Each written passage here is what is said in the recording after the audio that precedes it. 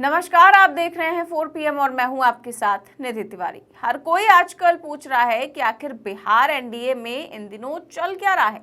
गोदी मीडिया तो दिन भर आपको महागठबंधन में टूट फूट की खबरें दिखाता है, लेकिन वो ये नहीं बता सकता कि एनडीए में इस समय भयंकर खींचतान चल रही है।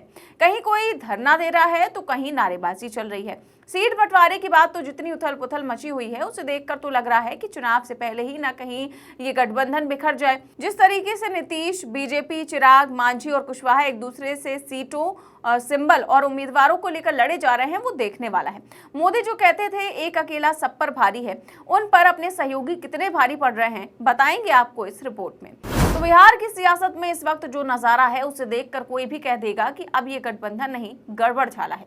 एनडीए के भीतर इतनी खींचतान है कि लगता है जैसे कोई पुरानी सिलाई मशीन बिना तेल के चल रही हो। एनडीए की सारी पार्टियां एक सुर में कह रही हैं कि सब कुछ ठीक है, लेकिन घर के अंदर लगी आग किसी से छिपी नहीं है।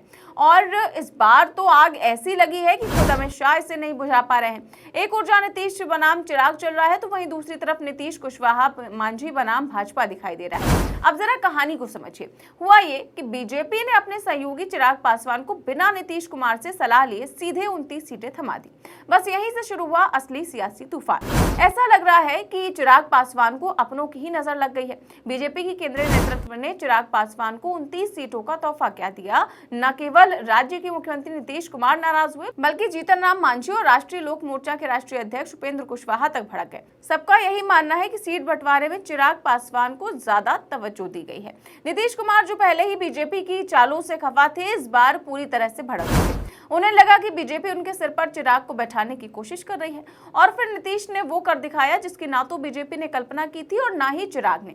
उन्होंने वही 4 सीटें एकमा, गायघाट, राजगीर और सोन बसेरा, जिन पर बीजेपी ने चिराग का नाम लिखा था, सीधे अपने उम्मीदवार उतार दिए। मतलब जो सीट बीजेपी ने चिराग को दी थी, नीतीश ने सीधे उनसे छीन ली। उधर भाजपा ने क्या किया? भाजपा ने नीतीश को मनाने के लिए चिराग का कद घटा दिया। गायघाट की कहानी तो दोस्तों और भी ज्यादा दिलचस्प है। यहाँ चिराग पासवान अपनी सांसद वीणा देवी की बेटी को टिकट देना चाहते थे, लेकिन नीतीश कुमार ने वही उम्मीदवार अपने सिंबल से मैदान में उतार दी। अब सोचिए, चिराग का ही उम्मीदवार जेडीयू के टिकट पर चुनाव लड़ने जा रहा है। नीतीश ने न सिर्फ बीजेपी को बल्कि चिराग को भी बता दिया कि बिहार में चाल वही चलेगा जो पटना का खिलाड़ी होगा। लेकिन चिराग भी कोई कच्चे खिलाड़ी नहीं है। चिराग पासवान की पार्टी ने उम्मीदवारों को सिंबल बांटना शुरू कर दिया है, जिससे एनडीए में आंतरिक कलह खुलकर सामने आ गई है। चिराग पासवान ने भी बाहुबली नेता हुलास पांडे समेत 6 उम्मीदवारों को सिंबल दे दिया है। एनडीए में सीट बंटवारे के बाद चिराग पासवान के खाते में 29 सीटें गई थी। इनमें से 27 सीटें लगभग फाइनल हो चुकी हैं। इधर बीजेपी के अंदर भी माहौल खौल रहा है, क्योंकि एक तरफ नीतीश हैं जो अपनी मनमानी पर उतर आए हैं, तो दूसरी तरफ उनके साथी हैं जीतन राम मांझी और उपेंद्र कुशवाहा, जो अब खुलेआम नाराज है। कुशवाहा ने तो साफ कह दिया है कि this time nothing is well in NDA, और ये कोई अफवाह नहीं है। ये बयान उन्होंने मीडिया के कैमरों के सामने दिया है, वो भी उसी दिन जब सुबह तक बोल रहे थे कि सीटों पर बातचीत सकारात्मक दिशा में जा रही है। मतलब सुबह तक प्यार मोहब्बत की बातें और शाम तक तलाक। आप नाराज हैं या नहीं? नाराज और प्रसन्न होने का कोई मामला नहीं है। आपको उनसे सवाल पूछना चाहिए था। लेकिन पहले आपने अपने लोगों से माफी मांगी, फिर शेरो शायरी आपने की, साजिश की बात कही। क्या उपेंद्र कुशवाहा के साथ साजिश हो रहा है? देखिए, क्वालिटी ऑफ सीट नहीं मिला है। This time nothing is well in NDA. Thank you. कुछ भी ठीक नहीं है। उधर जीतन राम मांझी भी अब खुले मैदान में उतर आए हैं। उन्होंने कहा कि अगर नीतीश कुमार नाराज है तो बिल्कुल सही नाराज है, और उन्होंने ऐलान कर दिया कि वो चिराग पासवान के उम्मीदवारों के खिलाफ अपने कैंडिडेट उतारेंगे। अब आप खुद सोचिए, ये कैसा गठबंधन है जिसमें साथ ही एक दूसरे के खिलाफ ही चुनाव लड़ने जा रहे हैं। एनडीए अब गठबंधन कम फ्रेंडली फायर ज्यादा लगने लगा है। उनका गुस्सा एकदम जायज है, मैं उनके गुस्सा से सहमत हूँ।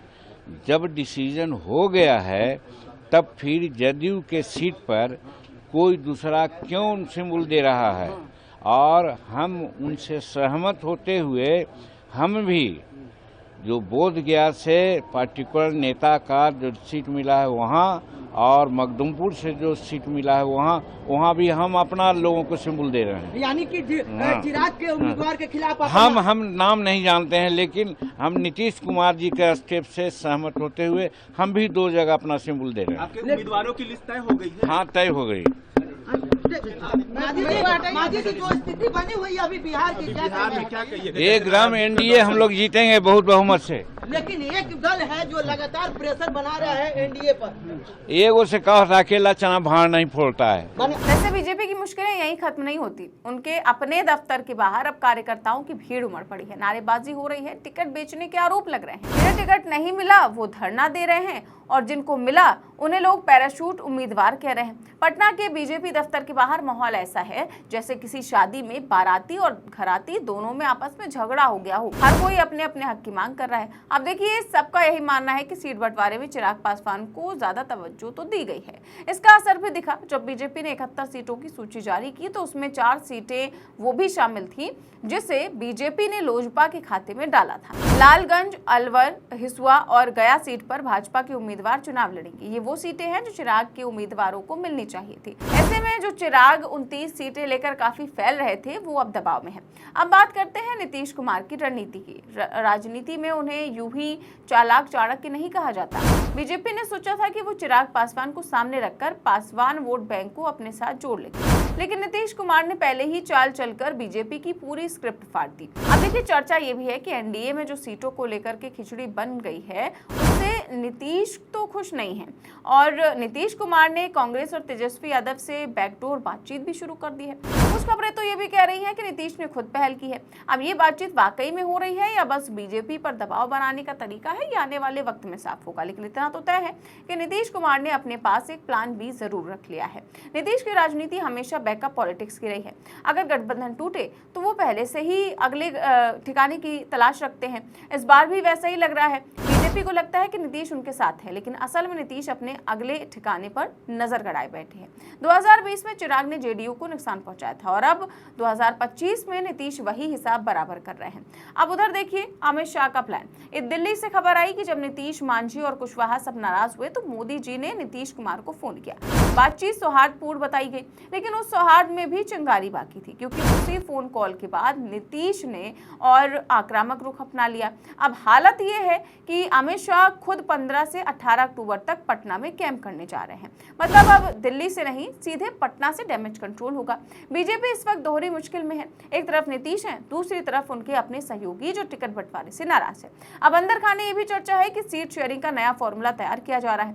नीतीश को जिन 9 सीटों पर आपत्ति है उनमें से कुछ सीटें वापस ली जा सकती है। उपेंद्र कुशवाहा और जीतन राम मांझी को एक-एक अतिरिक्त सीट देने पर भी बात चल रही है। लेकिन असली सवाल यह है कि क्या इससे एनडीए के अंदर की दरार भर पाएगी? अब आप सोचिए, जब खुद एनडीए के सहयोगी कह रहे हों कि इस बार एनडीए में कुछ भी ठीक नहीं है, तो फिर जनता क्या समझेगी? यही कारण है कि अब मोदी शाह की जोड़ी खुद मैदान में उतर रही है। वो जानते हैं कि अगर सीट बंटवारे को लेकर के झगड़ा बढ़ा तो चुनाव से पहले ही गठबंधन टूट सकता है। और बिहार की राजनीति में जो हलचल अभी दिख रही है वो सिर्फ चुनावी खींचतान नहीं है, और ये एक संदेश है कि बिहार में अब कोई भी पार्टी अपने दम पर सब पर भारी नहीं हो सकती। हर किसी को गठबंधन चाहिए, लेकिन गठबंधन निभाने की कला सबके पास नहीं है। नीतीश के पास है, क्योंकि उन्होंने इसे सालों से सीखा है, कभी लालू के साथ, कभी बीजेपी के साथ, तो कभी अकेले। इसीलिए जब लोग पूछते हैं कि बिहार में एनडीए का क्या हाल है, तो जवाब यही है कि हाल बेहाल है। सीट शेयरिंग पर झगड़े हैं, उम्मीदवारों पर बवाल है और अंदर खाने हर कोई अपने लिए रास्ता ढूंढ रहा है।